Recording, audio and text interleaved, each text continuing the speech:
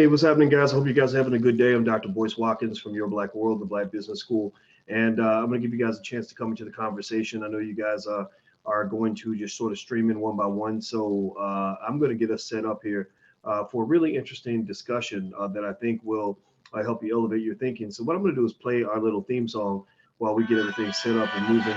So go ahead and get comfortable, and we're going to make it happen. We're going to get it cracking. All right, guys. Here we are playing the isms, cataclysm great. Our people out here struggling, trying to make it in the state. Everybody out here knowing it, but we the ones who late. Now family, we the ones who gotta delegate. Get that money in the power, never be fake. Stick to code, stop for three. What did he say? Create jobs, support our own. Educate the same job at your home. Got 3 degrees, triple 10. 3 PhDs, now we on the CNN. DBTV, let's talk about negligence. Ignorance is bliss, but we can turn it to intelligence. Believe none of what you hear, half of what you see. Break it down here, I'm Dr. Boyce TV.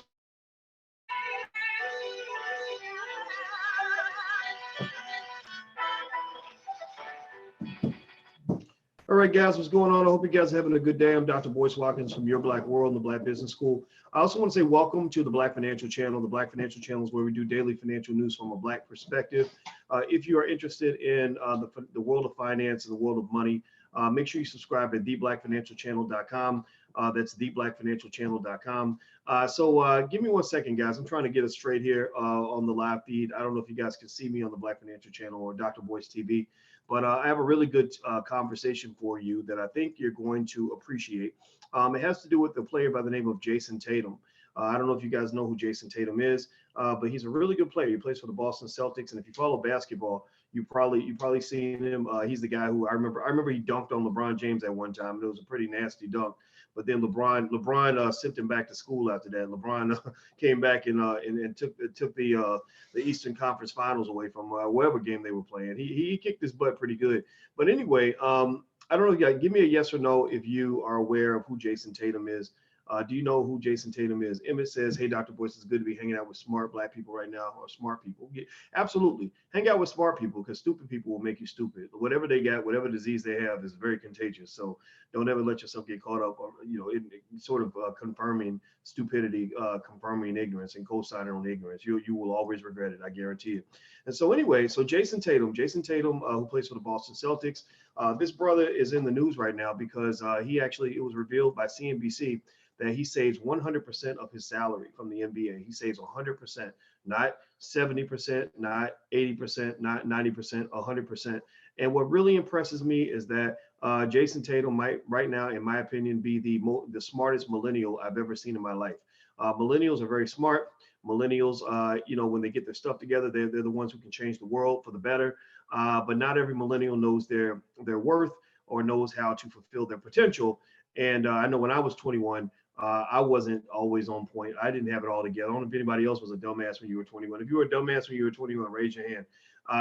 But I wouldn't say I was a complete dumbass. I was actually teaching college when I was 22. So I was actually doing my own thing. He went to the league as a basketball player. I went to the league as a scholar. But at the same time, when I compare the decisions that I made when I was young, they're very different from the decisions I make now. So Jayson Tatum is somebody says, are you a boomer or a Generation Xer? My mother is a boomer. How about that? So we'll start with that. So I'm definitely Gen X. And my brother is whatever that generation is after that. I guess that's millennials, right? I don't know if they call them Generation Y or what.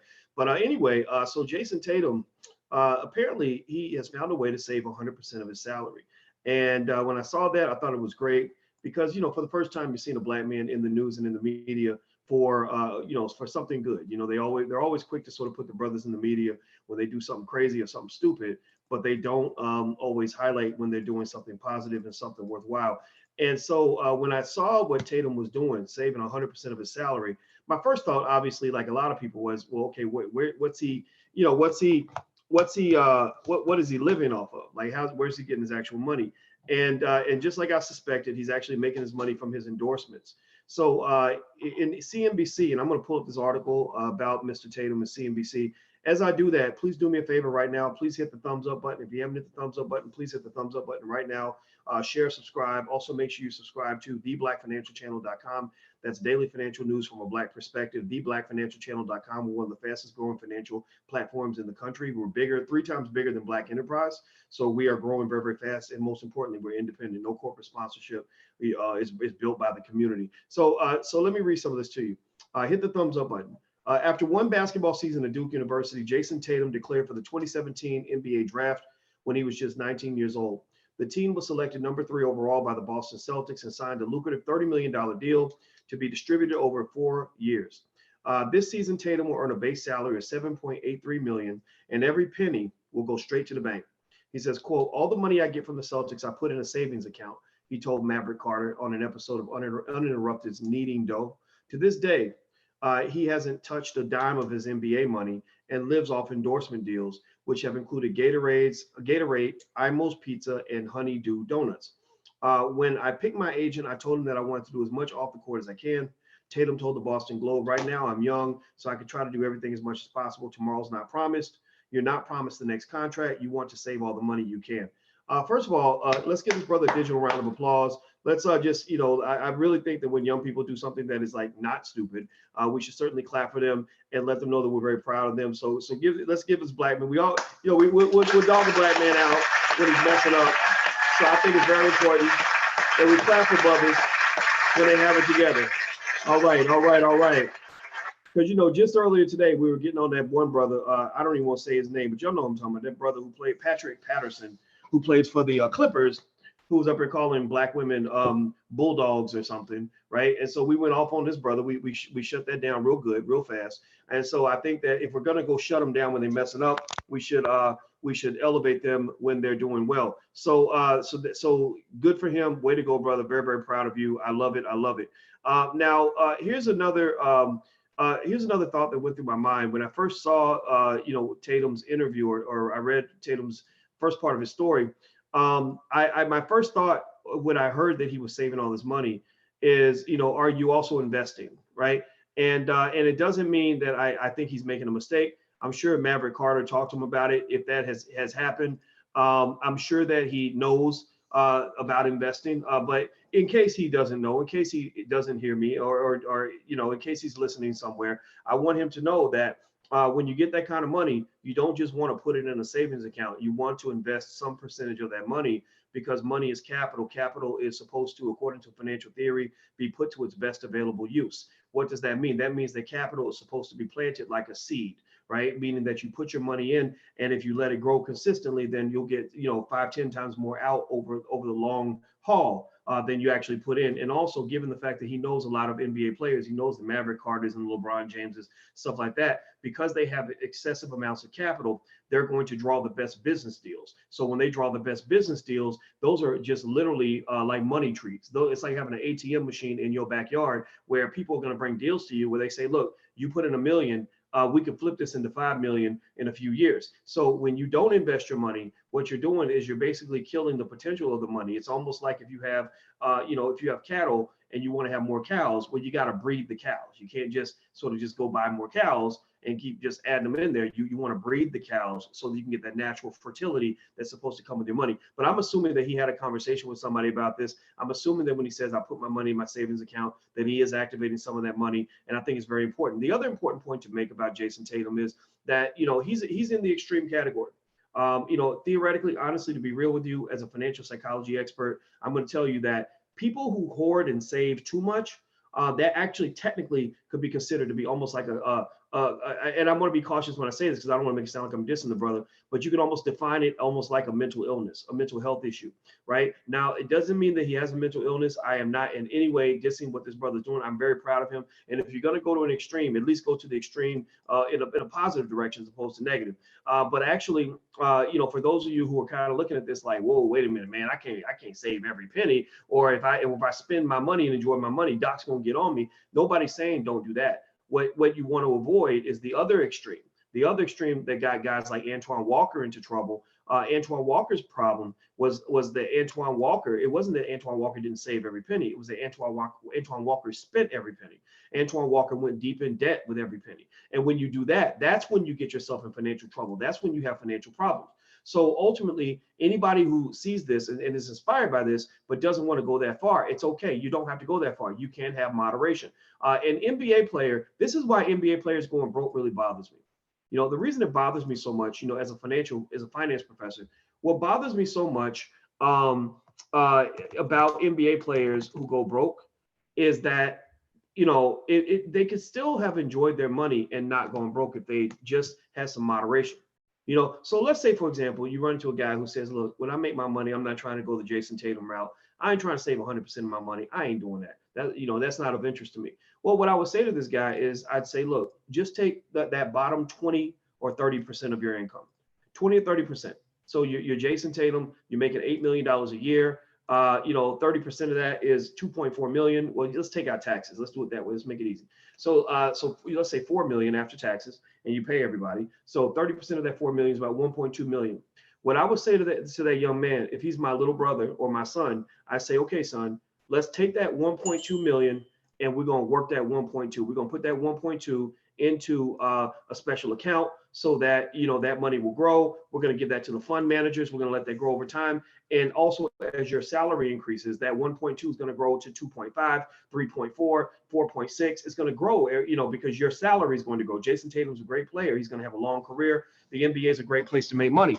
So what happens then is 15 years later, when he retires and he announces he don't want to play basketball anymore, those small contributions every year that he's making that are allowed to grow, you know, with compound interest, could easily have him walking away with a lump sum of $50 to $100 million, easily $50 to $100 million, maybe a couple $100 million if he hits the right investments. You know, if you run into, you know, an Uber type of investment or something that actually allows you to really flip your money. I mean, I've made investments for $10,000 that have turned into $250,000, right? So the same thing applies to millions. You can make an investment for 10 million that turns into $250 million. That's where guys like Nas and others are actually making their biggest money. They're not making the biggest money from rapping. They're making the biggest money from investing, right? So they're all coming over into our territory. So by you guys being here, by you guys watching the Black Financial Channel, what you are is you're just ahead of your time. The reason that we're not the cool kids on the block yet, and we're not the most popular kids on the block yet, is because the rest of the world's got to catch up with you. You know, you're thinking about your children and your grandchildren, great-grandchildren, and you're implementing principles and ideals that will be commonplace in the Black community in a generation. They're not commonplace in the Black community now because we're just not being introduced to the power of investing and the power of wealth. So anyway, so let me read more about Jayson Tatum's story. Do me a favor, guys. Please hit the thumbs up button, hit the share button, hit the subscribe button.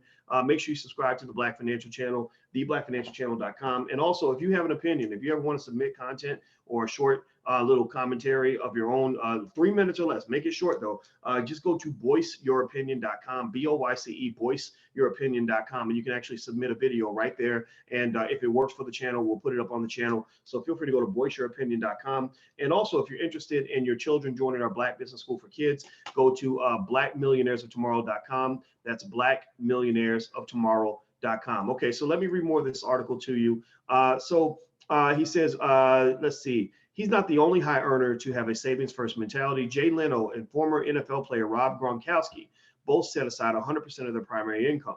Leno saved his Tonight Show money and lived off earnings from comedy gigs he made on the side, while Gronkowski saved his NFL salary and lived off endorsements. Tatum, now 21, didn't grow up with much money.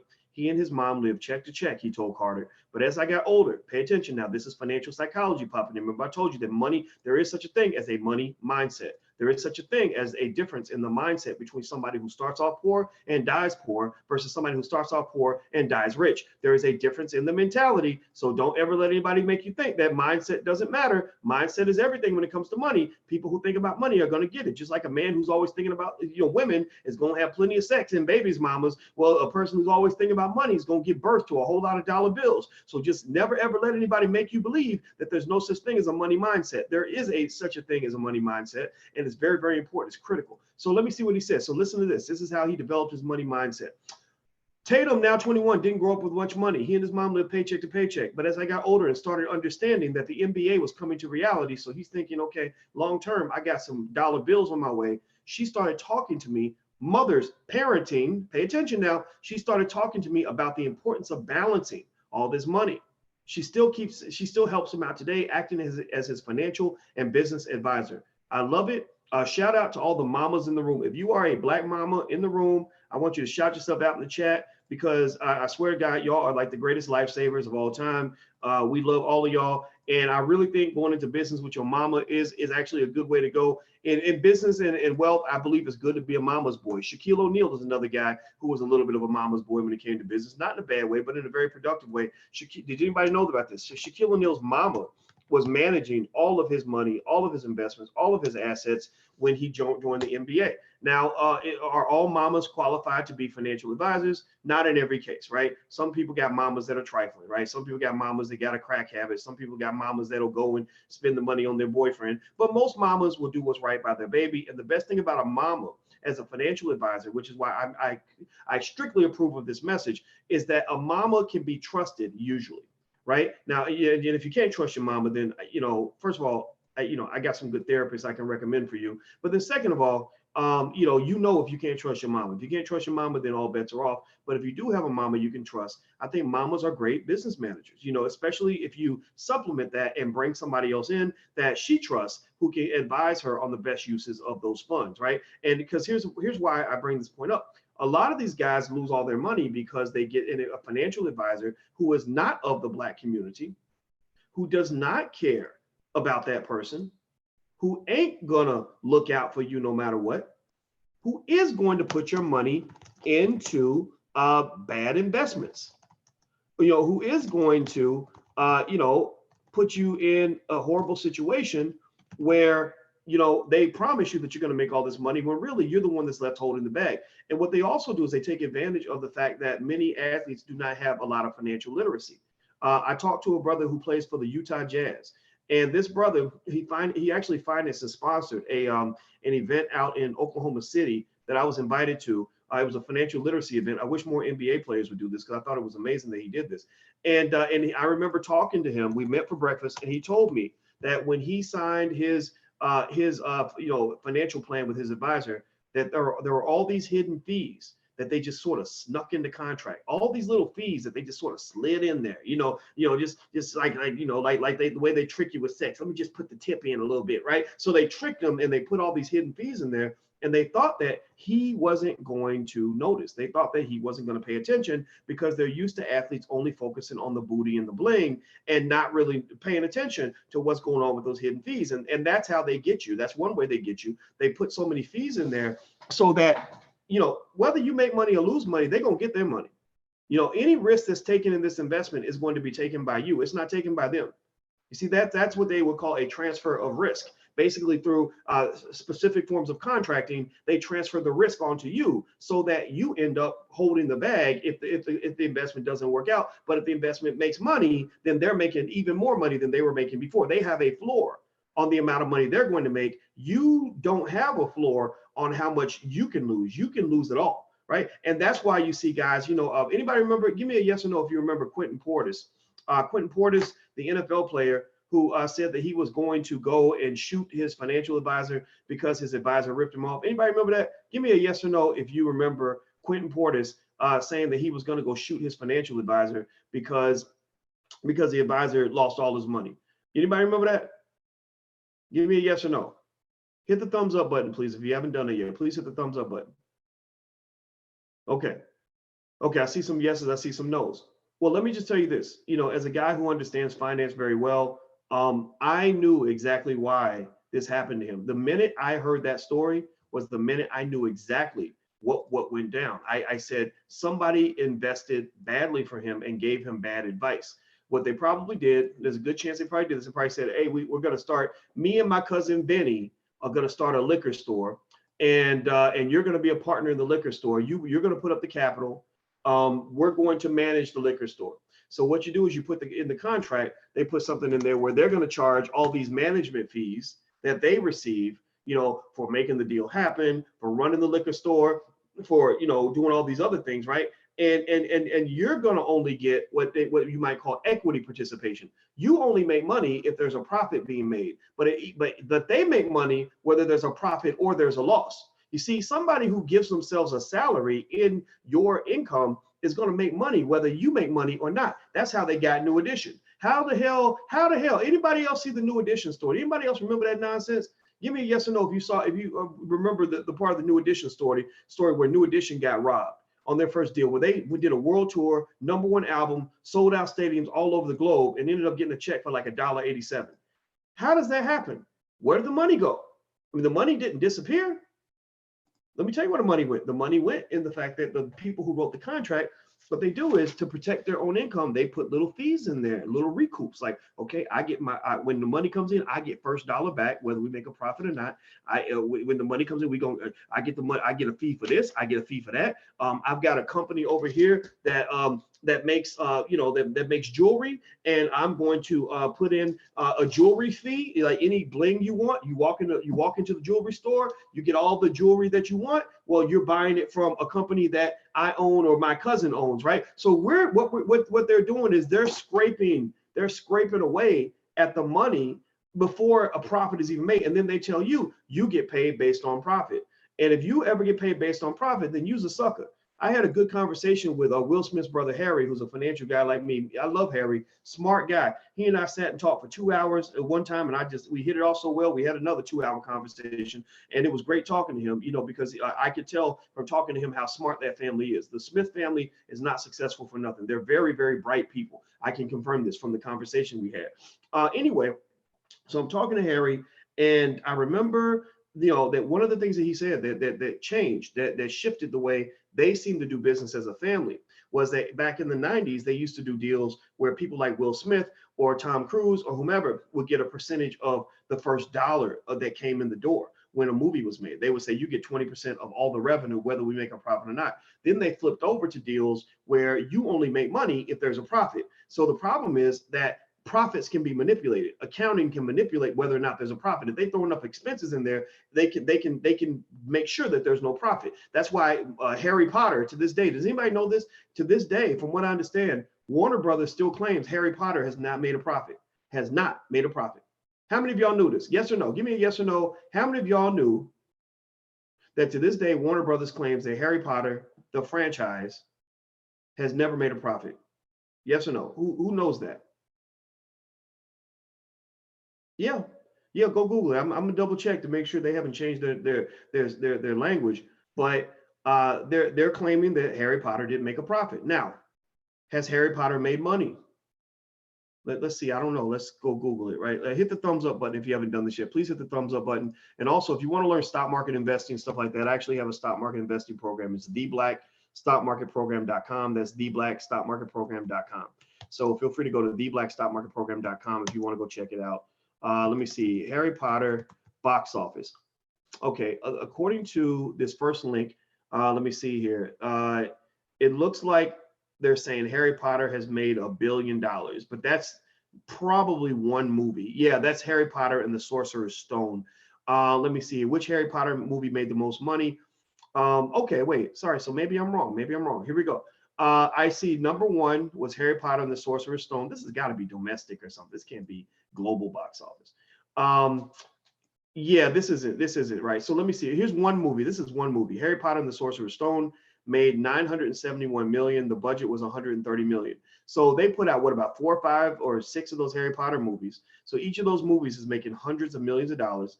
And they're still coming back saying, hey, sorry, we didn't make a profit. Sorry, we just tried. We got books and action figures and amusement park rides and movies and all this, and we still haven't made a profit. Well, that's because profit can be manipulated. That's why I knew that when they were, not to even defend Donald Trump, because I think he's an idiot too, but when they were trying to basically say that he's definitely a bad businessman because he didn't make a profit, that showed me only people who say stuff like that are people who don't run a business. Because a lot of people that run businesses know that a lot of times you don't even want to make a profit because then you got to pay more taxes. So they will live a lavish lifestyle and write everything off so that they don't have a profit. So they can say, I didn't make any money. I'm broke. We ain't got no money over here. Right. So anyway, hit the thumbs up button. Please hit the thumbs up button. Let me finish reading this article and then we can bounce on out of here and I'll let you guys go. Make sure you subscribe, theblackfinancialchannel.com. We're growing very, very fast. And we're a great daily financial news channel. And there's no other place like this. I can't imagine any other place being able to give you analysis like this that also comes from a Black perspective. We're just damn good at what we do. So theblackfinancialchannel.com. All right, so Tatum, now 21, didn't grow up with money. He and his mom lived paycheck to paycheck. So good mothering came into play, not only with his mother being a great business partner, but also his mother teaching him things when he's young. So moms, dads, parents, what you teach your kids is going to stay with them forever. I'm just telling you this right now. My grandmother, the things my grandmother taught me are the things that drive who I am right now. Who I am right now would not be the same person if my grandma had not talked to me about responsible finances when I was a kid. If I had not heard that from my grandmother, I would not be the man that I am to this day. So what I really want you to understand is that what you say to your kids about money is going to stick with them forever. So you have to make a decision. Are you going to tell them things that are going to empower them, or are you going to tell them things that are going to destroy them and leave them in poverty and leave them in the struggle? It's up to you. It's up to you to make that decision. But I'm encouraging you to really understand that you have all the power. So let's see here. Let me keep going. He has a favorite splurge. He said, the thing I spend most of my extra money on is I like wearing nice clothes. And I like the fact that he mentioned that. He said, I did make all this money to save it all. He said after he got drafted, he bought an Escalade for his mom and a Range Rover for himself. So, I think that's a good thing, right? See, here's the thing about Jayson Tatum. Jayson Tatum will probably be making 15, 20, or 25, or maybe $30 million at some point. He's a very good player from what I saw watching with the Celtics. His income will only go up. His endorsements will only become more lucrative. And also once he gets into the world of investing, if he's hanging with LeBron and who's also hanging with Warren Buffett, there's no way this brother's not going to be insanely rich at some point. The key things to carry away from this is that if he is saving that money, he really needs to make sure that money's invested, that money's active, because when your money's active, then you'd be amazed at how much it grows, especially the last 30, 40 years. The last 40 years, at almost any 5-year, 10-year period in the last 40 years, making money in the stock market is like shooting fish in a barrel. You could be a blind, retarded monkey and make money in the stock market just by randomly picking stocks and investing consistently. I'm not making this up. This is actually proven by financial theory. There's a book called A Random Walk Down Wall Street by Burt Malkiel, where he actually has monkeys invest in the stock market, and the monkeys were actually making money because right now it's been that easy. And truth be told, really, you go back the last 100 years, it's been pretty simple. And so what I really want you guys to understand is that you can't run right here letting people talk you out of doing the things you need to do with your money, or letting fear cause you to not let your money grow. What I also like, though, is I like the fact that him saving this money does show something that I made a video about this not too long ago, that you actually don't have to, your investments don't even have to make money a lot of times for you to actually grow wealth and become a millionaire or whatever it is you're trying to do, right? There are people who just make consistent investments, and maybe those investments don't grow at all. Maybe they buy shares of stock, on average for $100, and they go down to 95. But the idea is that at least you're putting your money somewhere where it's going to maintain itself. You see, the thing about money is that money is supposed to turn into capital. It's supposed to turn into an asset. And when you get income is your opportunity to have an asset. Most of us blow that opportunity. If you simply were to take the amount of money that most of us spend on fast food, the average Black American spends about $3,000 a year on fast food. So when you're adding up Popeye's chicken and going to see the Black Panther and buying new shoes or whatever it is we do, the average Black American spends about $3,000 a year on fast food. If the average Black American were to put the same amount of money into the stock market as we put into fast food, then you would have no money problems. You do that for about a decade or two, you're going to have tens of thousands, if not over $100,000 liquid in the bank. So anybody who tells you that being poor means you must stay that way is lying to you. That is not true. I put it on my mama. I put it on everything I love. I've studied this for 25, 30 years, and I know exactly what I'm talking about. Please don't listen to any Negro naysayers who tell you that investing is not a good idea. If anybody tells you that investing is not a good idea, then I want you to go look at their bank account, and their bank account size will tell you everything you need to know about the fact that they are lying through their teeth about something they know nothing about. So do not let dumb people guide you financially. Pay attention to what wealthy people are doing. Pay attention to what people are doing who rose out of poverty. Those are the ones that you want to pay attention to. Now, do me a favor. Please hit the thumbs up button. Hit the thumbs up button if you haven't done this yet. David K says, I remember a few months ago CNN revealing that Trump made $479 million last year. Pretty good for a bad businessman. Yeah. I'm not trying to say Trump is a great guy. I don't think he's a great guy. But, that ain't got nothing to do with whether or not the man's making money. All I know is that when I was in high school, this man had a private jet with his name on it. And I know that as a 48-year-old, he still got a big jet with his name on it. So I'm not trying to say that his finances are wonderful. They're probably complicated. They're probably crazy all over the place, I'm sure. I'm sure he's got all kinds of shady deals around the world. I'm sure he's using his office for his own personal benefit. I have no doubt that that is occurring right now. But what I will say to you is that if anybody lets you use politics as a reason to try to somehow say that he's really broke and he's really a horrible businessman and all this other stuff, then you's a fool, man. You are a fool. How many of y'all, give me a yes or no, how many of y'all can go get you a private jet right now, and that a jumbo jet that is yours with your name on it that you can fly? Yes or no? Can you go can you go get a jumbo jet, even get access to it, even use it, just access to a jet, right? Not even own it, access to it. Yes or no? Right. The answer is no. Most of us can't do that. Now, I'm not trying to sit here and defend the man. I'm not trying to say that he's a great guy. I don't think he's a great guy. I'm just trying to tell you that they lying to y'all, man. They playing y'all. If he was a Democrat, they would have a whole different narrative about how wonderful of a man he is and how you need to believe in him. And I'm not into that, good, bad, whatever, scenario when it comes to politicians. I'm just into looking at what's real and what's not and where the resources are. So you guys remember that the number one word that our community needs to learn for this generation, I mentioned this to you guys before, the number one word for our community for this generation is what? Does anybody know? Can anybody guess what the number one word is? Dr. Claude Anderson gave me that word, and I'm sharing this with you guys every chance I get. The number one word that you and your children need to recite to themselves every day is this. Hit the thumbs up button while we do this. I'm gonna give you guys a second to see if you can answer. See if anybody can guess what that number one word is for the 21st century that Black people need to understand. Resources. Bam. Thank you, Brother Kofi. Thank you, Happy Times. Yes, resources, resources, resources. The acquisition of resources is the most important thing that Black people can do, even if those resources are not necessarily the most profitable resources. So that means the acquisition of stocks and bonds. Anybody who buys stock consistently and does it for a 10, 15-year period in the last 40 years is doing well, unless they took on a bunch of debt, but they're typically doing well.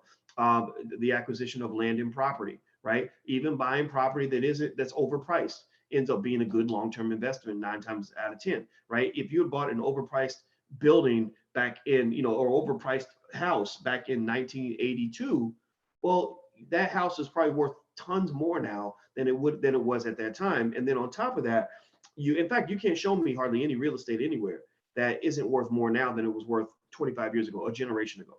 That's extremely rare, right? So it's, if you're thinking long term, it's almost impossible to overpay for real estate most of the time. Now, I'm not saying all the time, right? But I'm saying most of the time. Resources, starting businesses.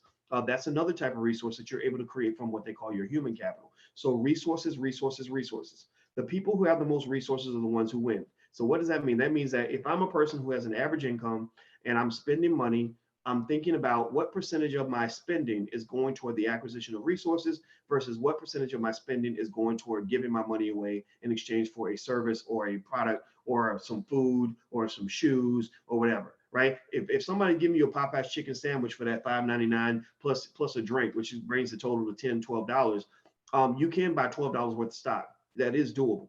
And a person who even does basic things like that is going to be in a better financial position than a person who doesn't do anything at all. So it's okay for people to throw their conspiracy theories at you. But what I'm saying is that don't let the conspiracy theories be your excuse for doing nothing. Because when I study the wealth gap and I study how it's growing, when I look at the gap, not the racial wealth gap between whites and blacks, but the intra-racial wealth gap between Black people who come from poverty and become wealthy versus those who come from poverty and stay broke.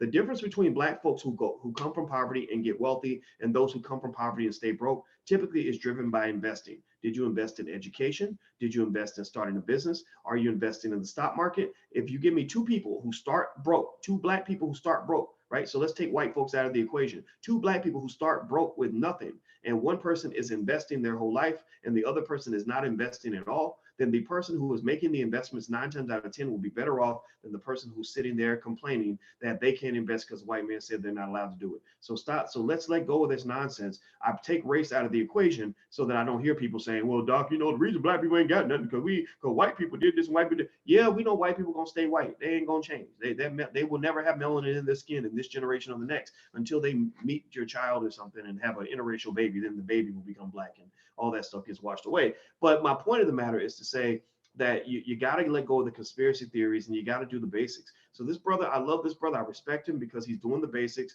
He's going to get ahead. Even if he's not making heavy investments or lucrative investments, he's going to be better off than a lot of these guys out here who are spending all their money up and are going to end up broke. All right, guys. So do me a favor. Please hit the thumbs up button. Please hit the share button. Hit the subscribe button. Make sure you subscribe. TheBlackFinancialChannel.com. Also, if you'd like to do a short commentary, a short little video that we can share on the channel, feel free to go to voiceYourOpinion.com. BOYCE. VoiceYourOpinion.com. And also, we have a seminar tomorrow night on how to form the perfect estate plan. Remember, your legacy will outlive your life. Your legacy will outlive your life.